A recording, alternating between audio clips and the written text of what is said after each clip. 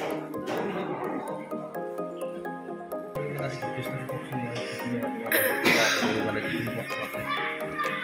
মই পূজা বৰগোহাঁই আৰু এইটো আমাৰ অসম জাতীয় সংগ্ৰহালয় হয়। আমাৰ অসমত যিটো ৯৭টা জনগোষ্ঠী বসবাস কৰে কাৰ্বি ৰাভা।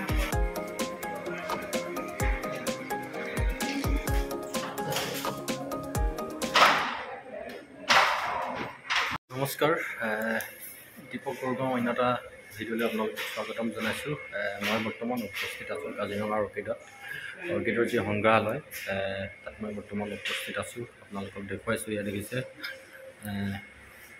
বহুত পুৰণি কিছুমান সামগ্ৰী ইয়াত সংগ্ৰহ কৰি ৰাখিছে। তাকে মই ভিডিঅ'টোৰ জৰিয়তে আপোনালোকক দেখুৱাবলৈ মই চেষ্টা কৰিছোঁ। আপোনালোকে ভিডিঅ'টো সম্পূৰ্ণ চাব। প্ৰায় সংখ্যক সংগ্ৰহ কৰা সামগ্ৰী আপোনালোকক মই দেখুৱাবলৈ চেষ্টা কৰিছোঁ। বিভিন্ন জনজাতিৰ আমাৰ আছে বস্তু, মাছ মানে প্ৰায় পুৰণি সামগ্ৰী, আপুৰুগীয়া সামগ্ৰী বুলি ক'লেও বেয়া নহয়। বৰ্তমান সেইবিলাক বস্তু আমি দেখিবলৈ নোপোৱা হৈছোগৈ। তেনেকুৱা ধৰণৰ সামগ্ৰী কিছুমান ইয়াত সংগ্ৰহ কৰি ৰাখিছে। তাকে মই ভিডিঅ'টোৰ যোগেদি আপোনালোকক দেখুৱাবলৈ চেষ্টা কৰিছোঁ। চাই থাকক মোৰ এই দীপক বৰগাঁও ইউটিউব চেনেলৰ অন্য এটা ভিডিঅ'। এয়া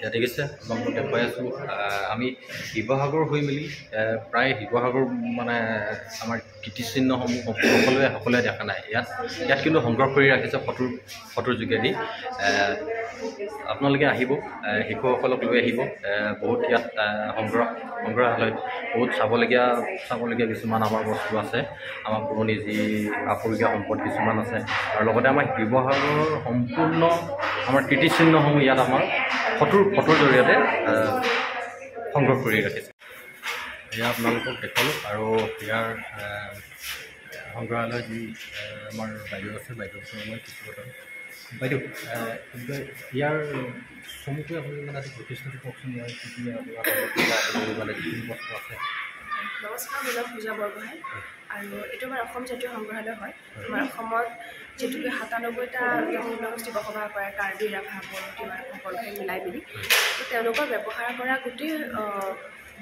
গোটেই সামগ্ৰীখিনি মানে আমাৰ ইয়াতে সংৰক্ষণ কৰি ৰখা হৈছে পিছফালে আমাৰ যিমানখিনি বস্তু দিছে তেওঁলোকৰ সেই মানে ব্যৱহাৰ কৰা বস্তুটো লগতে আমাৰ কিছুমান তাঁতশাল যেনেকৈ আৰু চাবলৈ গ'লে আমাৰ পুৰণা শালখনৰ পৰা কেনেকৈ বা উন্নতি হৈ পেলাই আমাৰ মাটিশালখন বা বঙালী শাল বা আমাৰ তাঁতশাল বা জাকাৰ শাল যিখন মানে যিখন আমাৰ শুৱালকুছিত মুগাপাট কাপোৰ বনাবৰ কাৰণে ইউজ কৰে সেই বস্তুখিনি মানে সাধাৰণতে থুলমূলকৈ এটা মানে বাহিৰা পৰ্যায়ত ৰাখিলে মানে এখন সৰুকৈ মানে অসমখনটো গোটেইখন ঘূৰিবলৈ টাইম লৈ নাহে মানে অকল মানে এইটো বাহিৰা আমাৰ অসমৰ প্ৰায় এতিয়া মানে শিশুসকলে এইবিলাক বস্তু চব বস্তু দেখি পোৱা নাই আৰু এইটো প্ৰায় বস্তু লুকাই গৈছে সেইখিনি বস্তু মানে এটা সংৰক্ষণ কৰি ৰখা হৈছে